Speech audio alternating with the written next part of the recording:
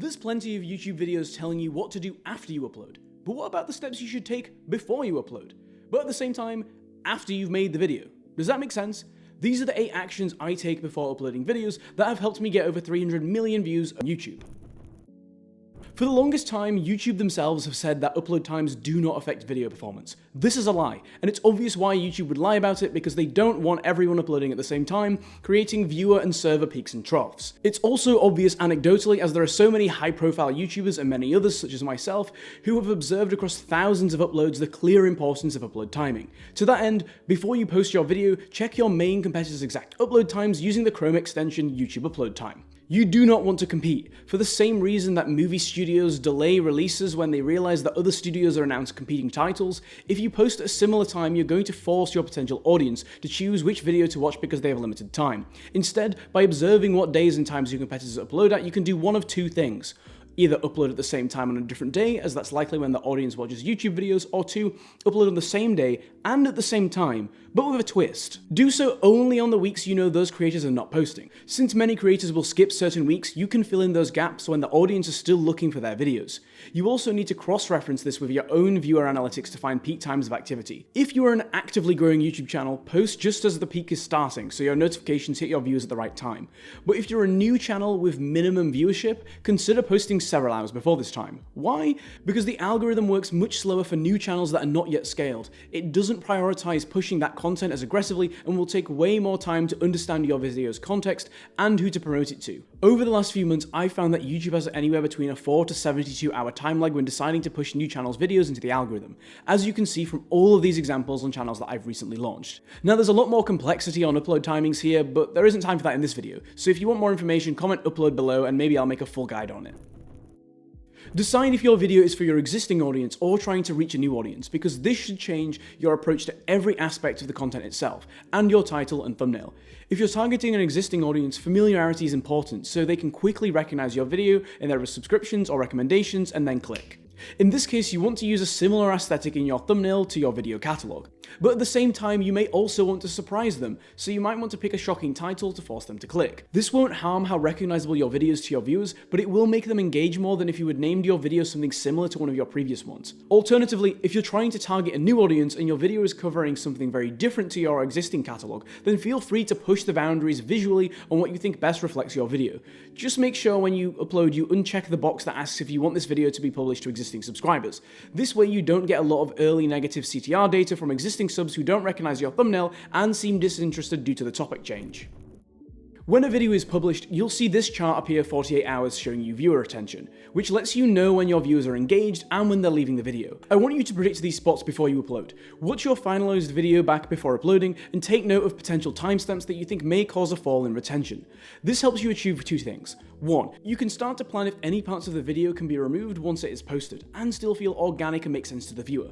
I do this on occasion when my retention chart has sudden dips showing the viewer is not interested in that part of the video.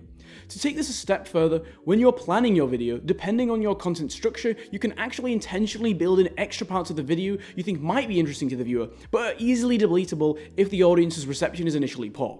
Whilst you're doing this, you'll improve your ability to identify parts of the video that you should not include without having to post a subpar video before realizing it sucks. Also, don't worry about the length of your video, as YouTube prioritizes average percentage viewed over absolute average view duration when it decides what videos to promote on the homepage. So if you delete a part of your video after releasing it, your AVP will automatically increase since the video length has been reduced, but the absolute view duration is momentarily still the same.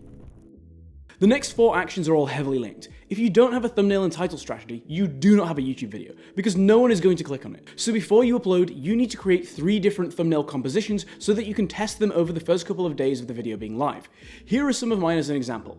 The 3 variants that you make need to emphasize different interesting parts of the video and do so in different ways stylistically, which lets the audience decide what works. To help you with this, look at your competitors' best performing similar videos to the ones that you want to make and understand their title and thumbnail strategy. Break this down into 3 components. 1. Does it jump out at you in the search compared to other thumbnails? 2. Are their title and thumbnail speaking to each other, or do they feel disconnected? 3. What is the composition of the thumbnail? If it worked on your competitor's audience, it's likely to work on your own as well. Whilst you're looking at your competitors, try and understand whether there are too many recent similar videos covering the same topic. You can do this by searching the high-level topic name and then filtering by videos made this year. If one or two other creators have made a video on the same topic, that's a good sign you are onto something interesting that viewers are keen on, and there's life in the algorithm for them, allowing you to piggyback views as a viewer, as on the original video it will be suggested as a follow-up. To check if these videos are still trending, you can use free tools such as vidIQ or ViewStats, which shows view velocity charts over time next to the video that you're watching. But do make sure you're checking if there's dozens of other videos on the same topic, as it's unlikely your video will differ substantially or add value, or appear in the suggested videos column, in which case you may want to actually hold off releasing this video for a while and post it 6 to 12 months down the line. This often works because people like to revisit previous topics the same way they do old TV shows, and naturally over time new people will find an interest in that topic and want to watch content on it.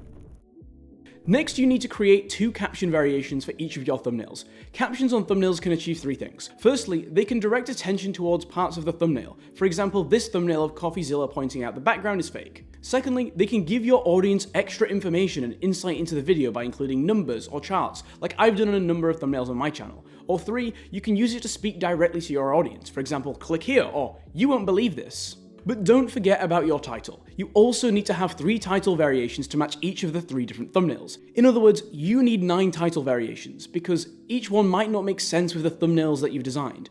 That might sound overwhelming, but to make things easier, here's how I generate titles. I create 3 title concepts which aim to capture different parts of the video that I think the viewer will find interesting.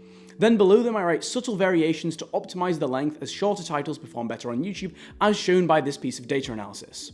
Then you want to optimize the word positioning so it's easier for the viewer to read, and also to optimize engagement, which can be thought as which title triggers the most interest from the viewer. This will give you at least 9 titles very quickly. Of course, you can also do this with AI, but the chances are that the AI doesn't understand the nuances of your audience's culture and will be quite literal in its idea generation. Now it's time to crowd test your thumbnails before posting. If you have an existing audience, you could ask them on Twitter or Instagram, although I don't recommend doing this for every video since that will make your Instagram really boring and not value add for the audience. And if you don't have an audience, ask a friend who watches videos in that niche, or post it on a Discord chat with friends, or post it on a specific aspiring YouTube Discord server. You know that really successful yet highly criticized Christopher Nolan movie Tenet? It was hated on purely because the soundtrack was so loud you couldn't hear the dialogue. So always balance your audio levels. Backing tracks and sound effects are cool, but they're complementary to your video, not a necessity. Keep the focus on the voiceover and make sure you're checking audio balance with headphones, not some cheap speakers, and definitely not a soundbar with a really weird audio profile. Then it's time to watch the video with the audience's eyes. This is the hardest step of all, because you are likely watching your video through a lens made up of ego and anxiety and self-judgment, optimism and pessimism all at the same time. You need to remove yourself from the equation and imagine you are a viewer who's never watched any of your videos before and therefore has no bias, and the only things they care about is enjoying the video and not wasting their own time. They decide this through rapid judgments on are they surprised by the thumbnail and title. Then once the intro plays, are they curious about what comes next, or have they seen this rodeo before? I do this for every video I make, and it's the reason why I have dozens of fully scripted, recorded and edited videos which will never be published, because I realized when watching the final product that it wasn't really suitable for my audience. This does not mean I or you have wasted time, because as long as you reflect on why your audience won't like it, you will improve future videos so this occurs less often. You should subscribe, because if you don't, you might miss out the tool you need to unlock your channel's growth potential.